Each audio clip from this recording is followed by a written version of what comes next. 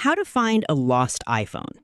In this tutorial, I'll show you how to use Find My iPhone to locate, lock, or erase your device if it's lost or stolen.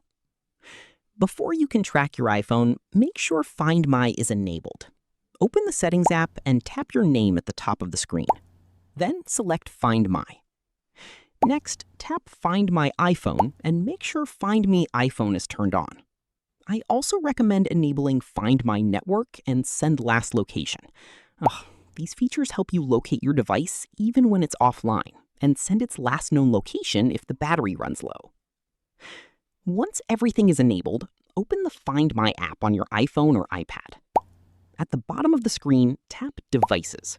Here you'll see a list of all devices connected to your Apple account. Select the iPhone you want to locate. The map will automatically zoom in and show its current or last known location. You'll also find several useful options. You can mark the device as lost, which locks the iPhone and helps protect your personal information.